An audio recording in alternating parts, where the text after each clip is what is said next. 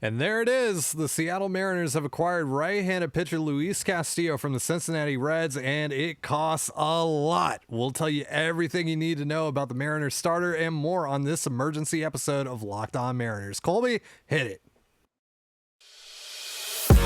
You are Locked On Mariners, your daily Seattle Mariners podcast. Part of the Locked On Podcast Network, your team every day. Oh boy, welcome to a very special emergency episode of the Locked On Mariners podcast. Brought to you by BetOnline. BetOnline has you covered all season long with more props, odds, and lines than ever before. BetOnline is where the game starts. It is still Friday, July 29th, 2022, and thank you so much for making us your first listen after the trade.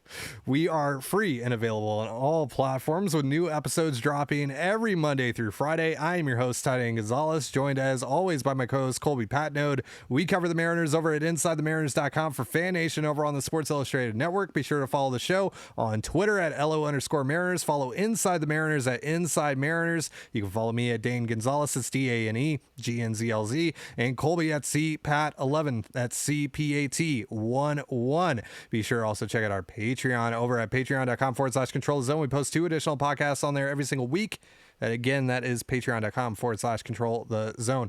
And if this is your first time joining us here on the Locked On Mariners podcast, welcome to the show. If you like what you hear, give us a follow or subscribe wherever you're listening to this. And if you're watching us on YouTube, hit the subscribe button, turn on the notification bell, and give this video a thumbs up. We greatly appreciate it. The Seattle Mariners have made the first huge splash of the trade deadline, acquiring all-star right-handed pitcher Luis Castillo from the Cincinnati Reds for a haul of 4 prospects, headlined by top prospects Edwin Arroyo and Noelvi Marte. Levi Stout and Andrew Moore also involved in the deal. It is a massive cost, but Colby, were the Mariners justified in paying it? Absolutely. Luis Castillo is, legitimate. At the worst, he is an elite number 3. At his best, he is a legitimate number 2, and some would argue ace. I wouldn't quite, but this is a guy who misses bats, avoids walks, gets a ton of ground balls, has a 98 to 100 with arm side run out of his fastball, an elite changeup that moves somewhat similar to Felix Hernandez. It's a firm changeup. It's 88 to 90, and it kind of dips and dives. It is the slider's also very good too. So we're talking about like 3+ pitches, probably 50 command most nights, but we're talking 55 control, throws a ton of strikes, pitches with a lot of attitude, let's say. He wears his emotion on his sleeves. I think he's going to be a very good fit in this clubhouse. And the Mariners now, as a result of this trade, have a 1 through 4. There may not be a nastier 1 through 4. There might be better. Just because Kirby and Gilbert haven't really proven anything, and Ray's been a little inconsistent. But just in terms of just raw stuff, there might not be a better 1 through 4 in the American League. And this is the cost to acquire that. So, yes, the Mariners are absolutely justified. They got a bona fide number 2, let's say, and a guy who can literally carry you through the playoffs. We're talking about a guy who on any given night can beat any pitcher in baseball. Can go toe-to-toe with anybody. So that's what these guys cost. And the Mariners, for the first time seemingly in decades, have gone all in. They haven't dipped their toe in the water of the transaction period in July. This isn't Kristen Orfia. This isn't Austin Jackson. This isn't David Phelps. This is, your big, to paraphrase a quote from Moneyball, effing A trade that the rest of the league is looking at and going, they're serious. They're in. Yeah, they are in. It is go time in Seattle right now. This is arguably the best starter that was realistically available, because we don't know if Pablo Lopez or Tariq Skubal are actually truly available, or Shohei Ohtani as well, another guy that we talked about earlier today. Luis Castillo was it. Like, we knew that he was going to get dealt, and we knew that he was a primary target of a lot of teams. The Yankees, the Twins. It seems like the Rangers were pretty close to acquiring him before the Mariners were able to get this deal done. Yes, the Rangers of all teams were trying to mess things up here, speed up their timeline a little bit. But the Mariners get Castillo, who was an all-star this year. He last pitched on July 27th, so just 2 days ago, which means he's lined up to make his Mariners debut at Yankee Stadium this week. That sounds pretty fun. That sounds pretty fun, if I do say so myself. Let me read off these numbers for Castillo this year. Now, keep in mind, he had a shoulder issue that kept him out for the start of the season. He didn't make his first start until May the 9th. So a little bit of the same issue that goes into the Frankie Montas conversation as well, because Montas has had a shoulder thing as well. So kind of similar situations there, but Castillo has been stellar since returning from the injury. 9.53 Ks per nine, 2.96 walks per nine, a 2.86 ERA, a 3.20 FIP. He's been worth 2.1 F4 through 14 starts, 85 innings pitched. And if it wasn't for a guy named Sandy Alcantara down in Miami, I think we'd be talking about Luis Castillo in the National League Cy Young conversation. I mean, this guy is legit. You have now a 1-2-3 for the next 1.5 seasons, for the next 2 postseason runs at the top of your rotation of Robbie Ray, Logan Gilbert, and Luis Castillo. And you also throw George Kirby into that mix, and we'll see what else Jerry Dipoto and company have up their sleeves here over the coming days, next offseason, etc. This is one of the best rotations in baseball now with the addition of Luis Castillo. Right, and I wouldn't rule out the Mariners being done adding to this rotation. It's not going to be a Frankie Montas unless, I suppose, unless, they want to give up Harry Fortu, or unless the A's just love Jared Kelenic or something like that. It's not going to be Frankie Montas, although, could you imagine that reaction? Oh, wow. Wow.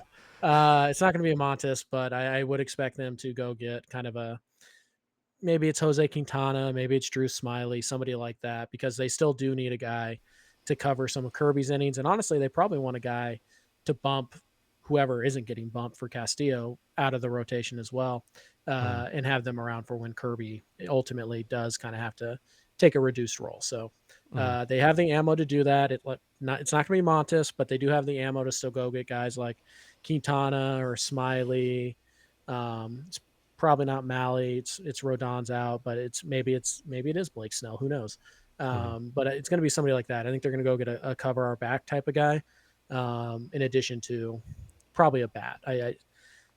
There seems to be this conception that the Mariners can't afford to do anything now, and it's not true. They just can't afford to be in the Juan Soto sweepstakes, which we never really thought they were all that in on anyway. So, sure. You get this premier arm. It is the best 1 through 4 the Mariners maybe have ever had in terms of just raw talent. It's certainly deeper than the Felix Kuma years, and maybe it's Felix Kuma Paxton-esque, but none of those guys really clicked. Like, not all 3 of those guys clicked at the same time. So it's impressive. It's a rotation that, can carry you in the playoffs. Whether the rest of the team is built to make a deep playoff run, I don't know. I guess we'll find out. But the rotation itself, just 1 through 4, is that type of rotation that can take you deep into the playoffs, and is the type of rotation that, can propel you to be the Atlanta Braves if you get enough offense. Yeah, absolutely. It's a very, very, very exciting deal here for the Mariners. One that makes a massive statement to that clubhouse, to the rest of the league. And it certainly does a good job of, making you forget about a certain game that they played tonight. That was what? Yeah. We'll the Luis Torrens dominated pitching performance game. Yes. Yes. Of course. All right. So how much does the prospect return hurt the Mariners farm system? I'll be asking Colby that in just a moment, but real quick, Seems he already has the answer for you. But real quick, a reminder, this episode of Locked On Mariners is brought to you by LinkedIn Jobs. As you gear up for fall, you need the right people on your team to help your small business fire on all cylinders. LinkedIn Jobs is here to make it easier to find the people you want to talk to faster and for free. Create a free job post in minutes on LinkedIn Jobs to reach your network and beyond to the world's largest professional network of over 810 million people. Then add your job and the purple hashtag hiring frame to your LinkedIn profile to spread the word that you're hiring so your network can help you find the right people to hire. Simple tools like screening questions make it easy to focus on candidates with just the right skills and experience so you can quickly prioritize who you'd like to interview and hire. It's why small businesses rate LinkedIn Jobs #1 in delivering quality hires versus leading competitors. LinkedIn Jobs helps you find the candidates you want to talk to faster. Did you know every single week, nearly 40 million job seekers visit LinkedIn? Post your job for free at linkedin.com/lockedonmlb. That's linkedin.com/lockedonmlb to post your job for free. Terms and conditions apply. You're listening to the Locked On Mariners podcast. Thank you again for making us your first listen after the Luis Castillo trade. And of course, the MLB trade deadline is August 2nd, and Locked On MLB has all the breakdowns, and Locked On Mariners will have rapid reactions just like this one to any move made. Subscribe now to your favorite Locked On MLB team on YouTube or wherever you get your podcasts so you get notified when each episode premieres. So again, the return to Cincinnati is Noelvi Marte, Edwin Arroyo, Levi Stout, and Andrew Moore. So a couple of right-handed pitchers, couple of middle infielders, I guess technically. Let's just call them Marte. infielders. Yeah, let's just call them infielders. Noelvi Marte. If any Reds fans are watching, by the way, that are listening right now, tuning in, trying to hear our side of things, our reaction to this, Noelvi Marte is going to be a third baseman. He's a corner guy. He's not a shortstop. He might even have to move into the outfield, but yeah. Yeah. He's not playing up the middle. He's not going to play up the middle long term. No. He is right now, but he is not going to play up the middle at the major league level. He's going to be a third baseman or a corner outfielder. That's just where he's heading. So, how much does this hurt the Mariners farm system, Colby? Because I've been seeing it on Twitter already. This reaction: the Mariners have gutted their farm system to get Luis Castillo. Is that true at all? It's not true, and also, who cares? What are you complaining about? The Mariners farm system took a little bit of a hit. Who cares? You don't watch the Modesto Nuts. You watch the Seattle Mariners. Do you want the Mariners to win, or do you want the Modesto Nuts to have the Triple Crown winner of the Low A League? Who cares about the farm system? This is why you build a farm system, is it not? To help you win at the major league level. Why do you care if the Modesto Nuts suck now? Why do you care if the Everett Aqua Sox need a new shortstop? It does not matter. Luis Castillo is a Seattle Mariner. End of story. That's the part that matters. Look, the Reds, if there are Reds fans watching, you guys got a pretty good deal. I'm not going to lie. I really like Edwin Arroyo. I think he's going to stay up the middle. I think the power is a little bit premature, but I think there's a JP Crawford comp in there. And honestly, as weird as it sounds, both because he's played for the Reds and the Mariners, right now, based on this current skill set that Noelvi Marte has, there's a little bit of Eugenio Suarez. Probably not as much power, probably a little more average, but it's pretty comparable, honestly. So I think he did well here. Levi Stout and Adam Moore, they're both relievers. The idea that Levi Stout is a top 5 Mariners prospect is BS. He is not in the top 5. He was fringe. Oh yeah, who was that said that? Rosenthal? Best. Pipeline. It's on Pipeline has him number 5. Yes. Yeah, no. Pipeline Levi Stout is he's like 10 to 15 range. Yeah, he is a number 4 starter ceiling. And his best pitch has taken a step back this year. He's probably a reliever. And so don't worry about those. You didn't get a mid-rotation starter. What you got are potentially a 3-win third baseman and a 3 or 4-win shortstop. You got a good deal. That being said, Mariners fans, stop telling me how much the Mariners gave up to get Luis Castillo. I do not care, and neither should you. It is stupid. You got Luis Castillo. You got Luis Castillo. It is Luis Castillo is a Mariner. For a fan base that has not made the playoffs in 20 years to sit here after decade and decade of saying, oh, well, the Mariners never do this type of thing. The Mariners are so cheap. Oh, the Mariners always go halfway. They go get Chris Denorfia. They go get Austin Jackson. They didn't get David Price. And then they go out and they get David Price. They pay the freight to do it. And you're saying, oh, well, now how are they going to get Juan Soto? They were never going to get Juan Soto. What are you talking about? What is your deal? Do you want to win at the major league level, or do you want to have a great farm system? By the way, farm system? Fine. Definitely not top 5 anymore, but who cares? When is the last time the St. Louis Cardinals had a top 5 farm system? Wouldn't you rather be the Cardinals? Wouldn't you? What's wrong with being the Cardinals? They win 90 games. They go to the playoffs every single year. They've won a couple World Series. When's the last time they had a top 10 farm system? Never, because they don't care. They leverage it. They use it to go get big leaguers like Nolan Arenado and Paul Goldschmidt. It does not matter how good or bad the Mariners minor league system is. And by the way, it's still fine. You're going to add Felon Celestine to it. He's going to be your new number 1 prospect anyways. You just added Cole Young. Those 2 guys can actually play shortstop. Novi Marte cannot. So stop with this. Oh, they gave up 2 young shortstop. No, they did not. They gave up 1 young shortstop who I think is going to hit probably 260, 15 home run power. Good defender, good arm. He's a good player. He is not Julio Rodriguez. Stop it. He is not that caliber. He's not even the caliber of prospect as Jared Kelnick. Stop it. He is a good prospect. Novi Marte is a good prospect. I think both will be good major leaguers. Neither one of them are superstars. You did not just leverage the future Julio Rodriguez for a year and 2 months of Luis Castillo. Stop it. Stop with the misinformation. Stop with your pity party. Stop looking for a reason to be mad. The Seattle Mariners got significantly better today, and I don't give a darn what it does to the farm system. Good one. I do not care at all. I wasn't going to watch any Modesto Nuts games. I wasn't going to watch any Arkansas games. I do not care, and neither should you, because you know what? On Tuesday, I'm going to get to watch Luis Castillo in a Mariners uniform, and I don't care about the rest. I don't, because the Mariners just improved their odds of making the playoffs significantly. And not only that, they're going to enter this offseason with a rotation that can legitimately win the World Series with plenty of money to add to your roster and still plenty of prospects to go out and trade for those players if you need them.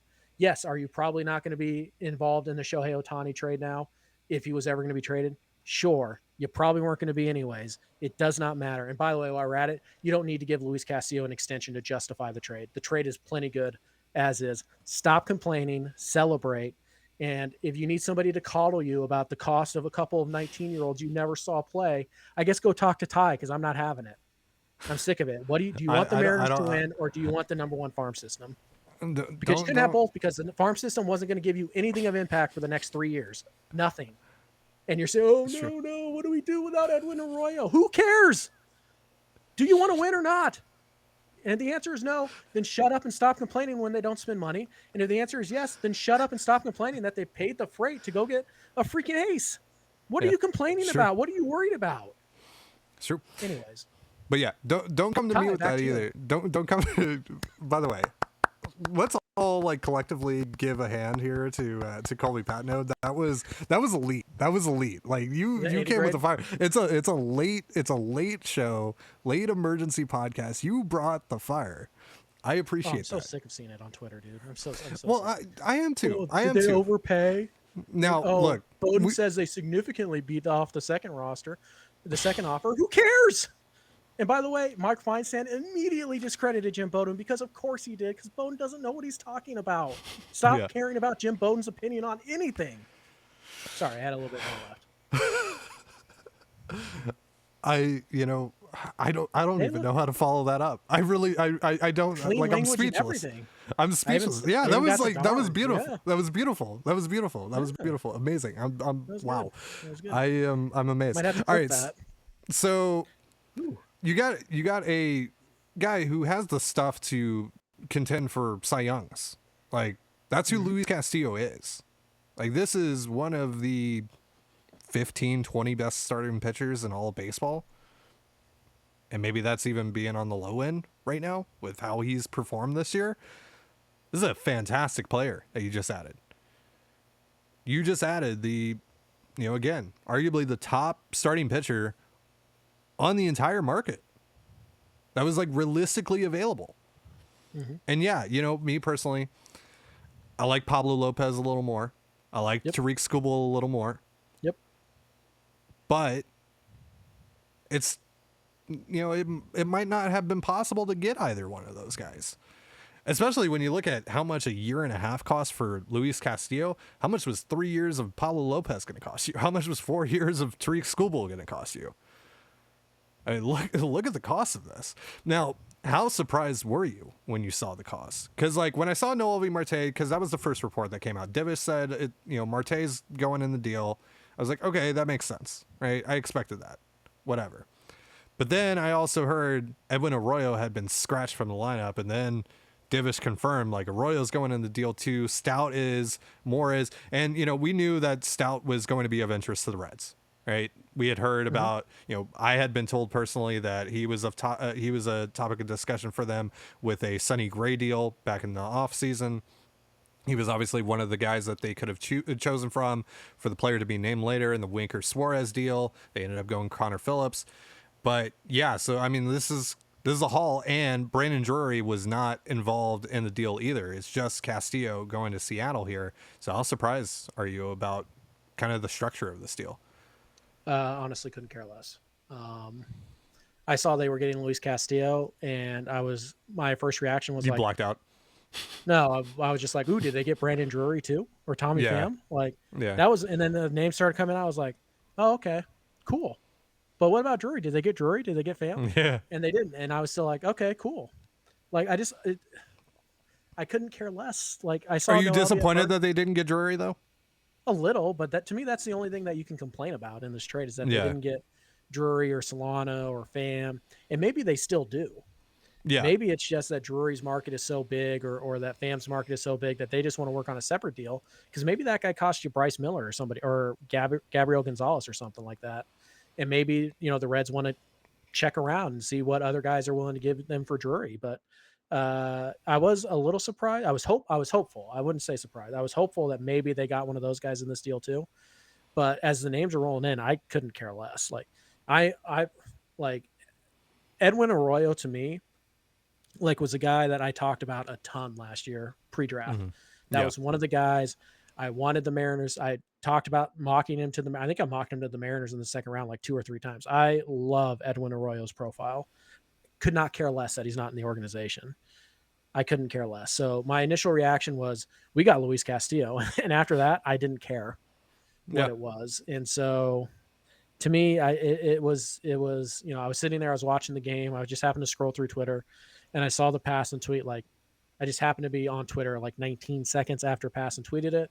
Double checked, made sure it was Passan, the real Passan. Yeah. And I reacted, and that was not Jet Passan, not JE11, not JE11 Passan. Right. Not the crypto, not the crypto Jeff Passan. Yeah. And so that was my reaction. I was just excited to have him.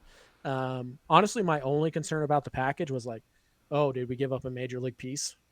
Like, did we have to give up Kirby? No. Great. All right. Now, be honest. How excited did you get when you saw Ken Rosenthal tweet Dylan Moore instead of Andrew Moore? So here's the deal, right? I actually saw Divish's tweet before that, and he had correctly named Andrew Moore. So I when I was scrolling through like the other tweets, I just saw Moore, and I was like, oh yeah, that's Andrew. And then after the fact, I was like, oh, some people are saying Dylan. Like, no. But hey, if Dylan Moore was in it, maybe that means you could have gotten Solano. I'd rather have Solano than Dylan Moore. So, no, that didn't really come into play. So. All right, so we gotta answer the overarching question here: who gets bumped from the rotation now that Luis Castillo is a part of it? This is something that we kind of talked about in the build up to this, in the build up to the deadline. Preparing for the outcome that they would add a starter of this caliber, and now they've done it. He's here. So now what do you do with the rotation? We'll be talking about that in just a moment. But real quick, a reminder, this episode is brought to you by BetOnline. BetOnline.net is the fastest and the easiest way to check in on all your betting needs. Find all your favorite sports and events at the #1 online source for odds, lines, and games. Find reviews and news of every league, including Major League Baseball, NFL, NBA, NHL, combat sports, esports, and even golf. BetOnline continues to be the top online resource for all your sports wagering information. From live end-game betting, scores, and podcasts, they have you covered. Head to BetOnline today or use your mobile device to learn more about the trends and action. BetOnline is where the game starts. All right, Chris Flexen, Marco Gonzalez, George Kirby. Who's it going to be? Who gets bumped from the rotation now that Luis Castillo is here? Or, Colby, is it a 6-man rotation? Is it time for that? Might be. First of all, let me say I apologize for the lighting. I do not have a ring light because we record at noon most days. And so I haven't really need light coming from this way because it's been the sun. So yeah, maybe a ring light is a future purchase of ours or mine. You're lurking in the shadows. You're lurking in the shadows, ready to strike. I mean, you really struck. You really struck in that last segment there. I am Batman. Rotation wise, it's interesting. So Dipoto's already come out and said that Castillo's slot in the rotation would come up on Tuesday. But so he says he's anticipating Castillo will start Tuesday or possibly Wednesday. But he is expecting him to make his debut in the Yankee series. I don't know who's scheduled to pitch that day, to be honest with you. So, but that might not be who's getting bumped. That might be who's just sliding back into an appropriate spot. So I'm sure Ty's looking up who's pitching that day, or probably figure it out. Longhand might be Marco, or no, because Marco. It would be Gilbert, right? Because Gilbert pitched yesterday, right? Right. Yeah, you vamp while I figure that out. We used up all our good stuff in the second segment. Guys. Yeah. That's okay. So for me, like, just forgetting how the rotation's stacked up right now, the guy I'm bumping is the guy. It's either Flexen or Marco. Obviously, it's Flexen. Flexen is the okay. That actually lines up perfectly because honestly, like I said, if it's Flexen and Marco are the two I'm choosing from, which you are until Kirby has to miss or until Kirby needs to, get skipped or whatever. Which one of those guys can actually help me out of the bullpen more? And to me, that guy is Chris Flexen. I don't think he's going to be amazing out of the bullpen, but there's a little more velocity there. There's a little more swing and miss there. Maybe there's a possibility you get some kind of velo bump with him coming out of the pen. I kind of doubt it. But Flexen to me is the guy you bump because he can help you out of the bullpen a little bit more than Marco can. He's just better equipped to do that. So for me, Flexen is the guy I'm bumping. I do think. No. It is Gilbert. It is Gilbert. You're right. Right, because he started game 1. This is a 4-game series, and this would be game 2 or 3 of the. So it's not going to be Gilbert. So yeah. So I guess the good news is Gilbert gets 5 days rest and pitches on Wednesday, possibly. I mean, that'd be pretty good. Gilbert's been okay out of the break. But again, for me, it's still Flexen. That's the guy because I think he is the guy who gives me the best chance to have value out of the bullpen, assuming that they don't trade Chris Flexen. Is Chris Flexen going to be, or Marco even? Are either of those guys going to be worth a ton at the trade deadline? No. So that's nothing. But in this market, right? Right. There's already been one pitcher off the board. That's the question here. That's the big question. Does Marco Gonzalez or Chris Flexen have actual value? Like, could you get something that adds to your major league roster for either of those guys? I don't know if you could do probably something. Like, I don't think you're not going to get like Ian Happ for Marco, right? I mean, But could you trade with a contender? Right, and that's like, what about? I've always thought Marco Gonzalez seems destined to pitch for the Minnesota Twins at some point. Minnesota could probably use a starting Luis pitcher. Arise for Marco Gonzalez. I mean, you heard it here first, folks. Probably not, but I mean, maybe Carlos Correa. He's been pretty mediocre. I don't know. But here's the deal too, is that I don't know if the Mariners want to do that. Now, if the Mariners go out like tomorrow, hypothetically, and let's say they trade Taylor Dollard for Drew Smiley or whatever it is, right? And all of a sudden now they have Smiley as kind of like the 5th, 6th guy. Yeah, I might consider trading, Marco or Flexen. Both are controlled beyond this year. Flexen's is a little weird, but it's an option. It's going to get picked up. And I believe he also has ARB still after that. So Flexen is under club control. He's got plenty of club control there. Marco, I think, has 2 years after this year. So could you use them to go get something that might help you this year? Maybe. It's possible. We know that there were 10, 12 teams that were interested in Gonzalez or in Castillo. not all those teams are going to be interested in Marco or Flexen, but maybe one or two of them are. And because they're controllable, it might not be a team that has to have, you know, it might not be a team that is like looking to make the playoffs this year. It could, but like, what if it's like, I don't know, Arizona really likes Chris Flexen or something like that, and you say, okay, well, we'll take David Peralta and like your number 27 prospect. You know what I mean? Just something like that. So I think it's possible. I don't think it's likely. If they go out and they acquire another starter, somebody who is roughly as good as Marco or Flexen, which I think Drew Smiley is, Or then I Jose think all bets are Quintana, off. who's been really good Yes, this year. that would be very good. Yes. Yeah. Quintana is going to cost more than Smiley, but who cares at this point? Oh no! At this point, you're in. Yeah, like you're in on everything. Yeah, like because I mean, like you're not going to go recklessly, like just throw stuff at the wall. You're not trading like, Harry Ford for Tommy Pham, but might you trade Bryce Miller for half a year of Tommy Pham? Yeah, you might. Like, would that be the worst thing in the world? Hold on a second. I mean, like, I would love it because. You see anything like any news popping up or something? No, just that Divish or Dipoto gave the impression, at least according to Divish, that Dipoto is open to making other moves, but he's assuming it doesn't sound. Dipoto doesn't sound optimistic that they'll add a position player, which to me would be a mistake, but also kind of, I don't want to say understandable, but you mentioned Sandiger coming back.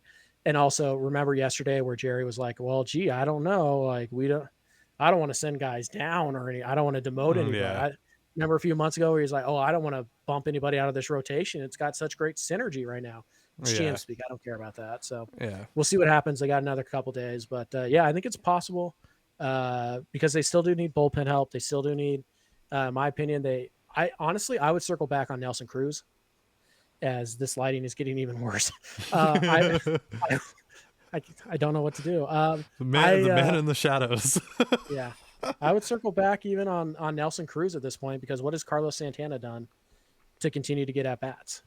Yeah, he hit a couple big home runs for you, got a walk-off sac fly. Great.